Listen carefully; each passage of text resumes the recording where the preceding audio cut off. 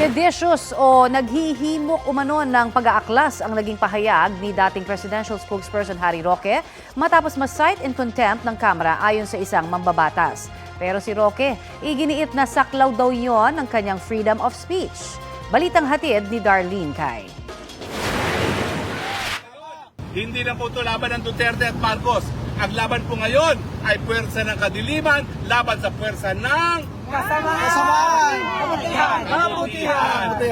Bahagi yan ang pahayag ni dating presidential spokesperson Harry Roque pagkalabas niya sa detention facility ng House of Representatives itong Biyernes.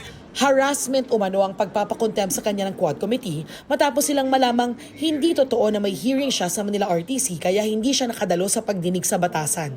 Kaya panawagan ni Roque, people power.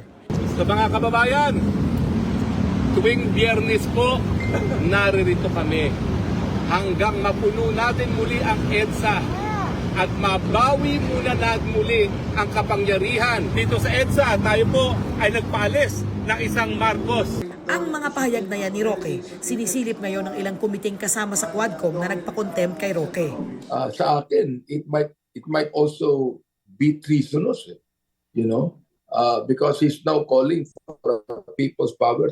It's one thing to be able to rally against the government. It is another thing to say, let us come together so we could be able to topple down this government.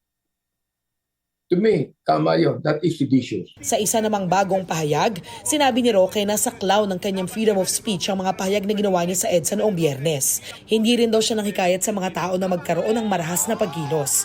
Pero handa raw siyang harapin ang anumang kasong isasampa laban sa kanya. Darlene Cay, nagbabalita para sa GMA Integrated News.